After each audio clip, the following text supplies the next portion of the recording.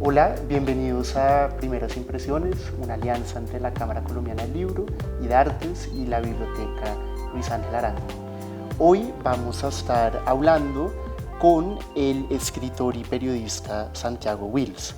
Santiago, egresado de la Universidad Nacional, donde estudió filosofía, también tiene 2 maestrías, una en la Universidad de Columbia, donde estudió periodismo, y otra en la Universidad de Nueva York, donde estudió escritura creativa. La mayoría de la gente que conoce a Santiago hoy en día lo conoce por su trabajo como cronista.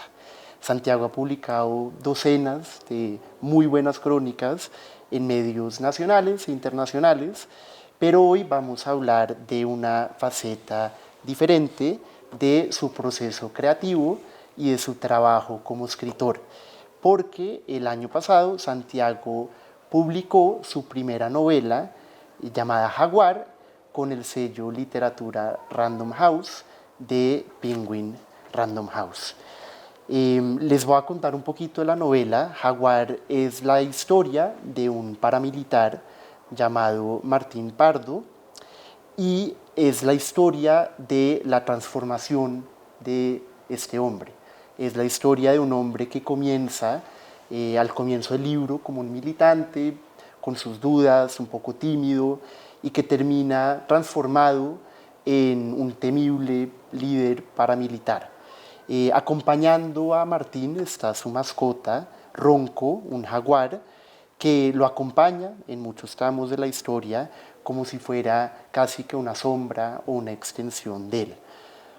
A través de estos 2 personajes, pero también de muchos otros, Santiago nos presenta una mirada muy original de lo que ha sido el fenómeno paramilitar en Colombia, pero no se limita a ello, también nos ofrece una especie de genealogía de lo que ha sido el conflicto armado en Colombia.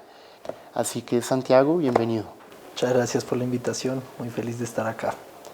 Bueno, quisiera que empezáramos por el comienzo, el puro comienzo. Cuéntanos de la chispa, del momento en que tú decides que acá hay algo que quieres contar, como ese momento de eureka donde dices, acá veo una historia y la quiero narrar. Empezó todo por el lado de mi labor periodística. Mientras estaba escribiendo una crónica, pues una suerte de perfil de un zoólogo colombiano que se llama Esteban Payán, que estudia jaguares. Mientras estaba haciendo esa investigación, hablando con mucha gente, alguien alguna vez me dijo que los paramilitares habían tenido jaguares como mascotas. Yo la verdad pues, no creí que fuera posible, pues un jaguar es un animal inmenso, digamos que los más pequeños medirán, que tendrán un peso mínimo de 45 a 55 kilos, un macho. Estos los más pequeños, los más grandes llegan como a 150 kilos. O sea, son muy grandes y eso pues no es fácil de manejar, sobre todo pues un animal salvaje. Pero pues me quedó esta imagen ahí en la cabeza de estas personas, pues como tratando de cimentar aún más o de simbolizar su poder a través de este animal, ¿no? De como esa capacidad de, mírenme, yo domino al rey de nuestra selva, ¿cierto? Entonces eso me quedó sonando, pareció que era pues de alguna manera emblemático de lo que es el conflicto, pues, de lo que ha sido en Colombia como el paramilitarismo, las guerrillas incluso, todos estos ejércitos pues, que hemos tenido. Y ahí poco a poco fue creciendo, empecé la novela con... El jaguar y la novela. Sí, pero aunque no, inicialmente el jaguar ni siquiera era un jaguar, era un tigrillo, porque por verosimilitud yo dije, nadie me va a creer que alguien tenga un jaguar de mascota.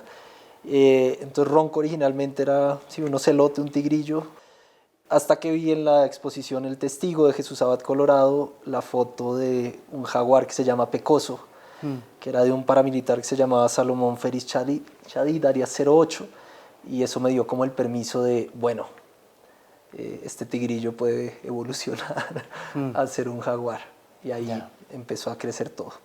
Ya. Sí, algo muy interesante es que el libro abre con el jaguar, ¿no? Y una cosa es tener un animal que haga parte del relato y otra cosa es lo que tú haces, porque tú le dedicas 3 capítulos son en tercera persona, pero con una tercera persona muy centrada en el jaguar, a contarnos la experiencia de este jaguar y a contarnos la historia de Martín y la historia de la guerra a través del jaguar. Entonces, ahí me surgen un par de preguntas. Una sería, ¿por qué tomaste esa decisión y cuáles fueron los retos a la hora de crearle una voz narrativa a un animal? No sé muy bien por qué tomé esa decisión, pero me alegro. Creo que la voz que más me gusta y la que más extraño es a Ronco, al jaguar. Surgió un poco, porque la novela la escribí casi que de manera cronológica, solo hubo un capítulo que no siguió el orden mismo en que escribí. Y después de escribir la introducción, que hay como un juego ahí un poco metaliterario entre periodismo ahorita hablamos de eso. Llegó el momento de sentarme a escribir y no sé por qué me vino a la cabeza la idea de quiero contar esto desde el punto de vista también de esa naturaleza que olvidamos en el conflicto, ¿no? Esta otra víctima del conflicto y que la separamos de una manera medio arbitraria, ya que pues somos parte de ella, pero dije quiero contarla desde inicialmente tigrillo. Entonces el reto fue, bueno, ¿qué carajos piensa o cómo piensa un tigrillo? ¿No? ¿Cómo es la vida de un tigrillo? Y después, bueno, me tocó cambiarlo al jaguar. Entonces un poco bajarse a ese nivel, ¿no? Ya no estoy parado en 2 patas, estoy en 4, cómo son mis sentidos, qué es lo que me preocupa. Bueno, leer también mucho sobre los felinos, cómo perciben el mundo, cómo son sus sentidos diferentes a los nuestros. Y bueno, como es ficción, pues hay también como algunas licencias un poco, sí, cosas medio sobrenaturales que hace Ronco, que percibe Ronco, pero que siento que, bueno, quizás, ¿no? En algo, no podemos como situarnos en su cabeza, pero sí podemos imaginarnos cómo es una cacería, ¿no? ¿Qué es eso que impulsa al jaguar a necesito cazar, ¿no? No solo por comer, sino ese juego, ¿no? Ese placer que viene y que pues después, mientras iba escribiendo, pues se empezó a asociar un poco con todo lo que viene de la violencia, ¿no? Hay algo ahí que es muy natural y que asusta y al mismo tiempo pues atrae, y pues pasarse a ese nivel animal creo que ayuda a entender un poco qué es lo que ha sucedido no solo pues en nuestra guerra, sino pues en todas las guerras. Sí, el personaje de Ronco también es muy interesante justamente porque está muy hermanado con Martín, ¿no? Hay un detalle que incluso sale acá en la contracubierta del libro, de los 3 lunares. Entonces hay una relación muy profunda entre los dos y ahí se podría incluso hasta intentar hacer el argumento que a pesar de su animalidad, Ronco es como lo más humano que tiene Martín. Y quería preguntarte cómo fuiste trabajando esa relación entre ellos y como que pasáramos un poco a ese protagonista que escogiste y que tiene como una evolución, una parábola muy llamativa y muy tenebrosa en el libro. Sí, digamos que como te contaba, pues lo escribí todo en orden cronológico, entonces sabía cómo empezaba, cómo terminaba. Entonces en el prólogo mismo, esto no va a ser como un spoiler ni nada, se anuncia que Martín, por lo que le interesa al narrador es porque comete una de las peores masacres de la historia de Colombia, desaparece un pueblo entero. Entonces empezó la idea, bueno, ¿cómo podría, lo que yo quería era buscar un personaje que no sea, digamos, la maldad encarnada o que sea una persona normal, como cualquier lector que se acerque al libro, cómo puede pasar de este estado desprovisto de violencia, lleno de oportunidades, porque también eso me interesaba, que él tuviera oportunidades, decisiones que podrían haberlo llevado por un camino completamente diferente y que no hubiera ninguna clase de ideología detrás, cómo ese tipo de persona llega a cometer pues este acto barbárico.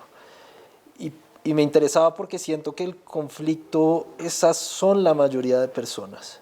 Yo no creo, y creo que es un problema enorme cuando se divide o cuando se hace pues estos juicios de valor como tan simples y tontos de, no, pues todos estos son criminales, todos estos son asesinos. No, todos son personas, creo que como cualquiera de nosotros que tuvieron pues unas circunstancias muy complicadas. Entonces fue el pensar, bueno, ¿cómo va esa historia? ¿Sí? ¿Cómo conecto este punto a este otro? Y quería entrar con la naturaleza porque pues es algo que sí desde siempre me ha interesado, es como esos temas que no me van a abandonar nunca y de los que no puedo escapar. Entonces ahí entró, bueno, entra Ronco, entra este polo a tierra de humanidad, ¿no? Porque tampoco puedo, pues también como autor necesitaba algo que mantuviera a Martín lejos de ese juicio de valor o de ese momento en que el lector decide este tipo no me interesa o este tipo es terrible, porque hace cosas terribles a lo largo de todo el libro. Entonces necesitaba algo que lo mantuviera y pues qué es lo que me conmueve más que nada, un animal, ¿no? Una mascota, y en este caso pues un animal de una belleza inaudita como el jaguar y sí, a Ronco lo quiero mucho, entonces, que además surgió un poquito, estaba un poco inspirado en mi perro, Ya. entonces ahí ¿En Lobo? fue, en Lobo, sí, que se murió hace poquito, entonces. Ya. Sí. Sí, a veces dicen que después de escribir un libro de ficción es difícil despedirse de ciertos personajes. Sí. Y no sé si te pasó con Ronco. Sí, no me he despedido. Ahorita sale una antología de cuento en Colombia y pues como de escritores colombianos y el cuento está Ronco otra vez. Ya. O sea, no se va a ir por el momento, yo creo. Ok. Si en la primera mitad del libro estamos con Martín y con Arturo, en la segunda pasamos a una explosión de voces, a una polifonía absoluta. Y uno como lector, uno llega hasta ahí, está a la mitad del libro y cambia las reglas del juego. ¿Y cómo fue ese proceso? ¿Cómo llegaste a esa idea? Justo cuando me encontré esa frase de Brodsky. Ya. Y fue como, esto es lo que quiero hacer en el final. Ya. ¿No? Quiero que el coro haya muerto y que ahí se note esa tragedia, en esa masacre. Había dos cosas. Por un lado es que esta historia otra vez busca como recrear de alguna manera cómo funciona el periodismo. No puedo sacarme eso por más que quiera, ¿no? Y cuando uno está reporteando una historia o haciendo la reportería, a uno le empiezan a llegar 1000 voces, ¿no? Y si uno hace como un trabajo muy juicioso, uno termina con una mezcla ahí terrible y es como, ¿a quién le creo? Me están diciendo por un lado esto, por otro esto, y también va construyendo en un rompecabezas. Y eso era lo que quería hacer con la historia de Martín, ¿no? Ir construyendo este rompecabezas y mostrar cómo era. Y al mismo tiempo siento que en la violencia y en un evento tan terrible como una masacre, algo así debe sentirse, ¿no? Como ataque de todas estas voces, de toda esta gente, de todo este sufrimiento, o sea, como si a uno lo estuvieran persiguiendo 1.000.000 de fantasmas. Eso era lo que quería como tratar de mostrar, como ese momento en que se va a cometer un crimen o que se comete el crimen, que vienen todas estas partes de nuestra vida, todas estas personas que han estado ahí a hablarnos, sea para decirnos como deténgase o dependiendo de la persona, ojalá uno no se cruce con muchas de esas, continúe. Y que están dentro de él, ¿no? Hacen parte de, digamos que dentro de Martín se acumulan estas voces también. Exacto. Es llamativo porque cada una de estas voces tiene un registro diferente. En cada una le buscaste un arco narrativo, una historia, no solo como, ay, esta persona conoce a Martín, sino que se leen casi como cuentos. Y se ve mucho la influencia, o se percibe la influencia de crónicas que quizás escribiste en el pasado.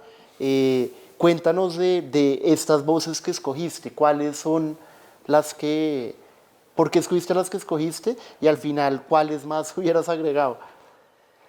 Está un amigo de Martín, cierto, que se llama, tiene el alias de Turpial, un amigo en el grupo que... El costeño. El costeño.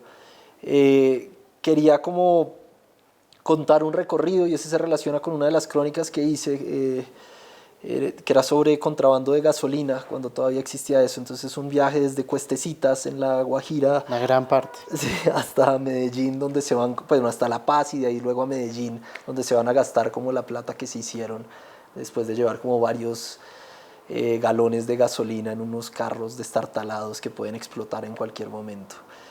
Se quería como recrear un poco esta alegría que hay como incluso en medio de la guerra, ¿no? Es la amistad que hay. Y la adrenalina. Y la adrenalina, claro.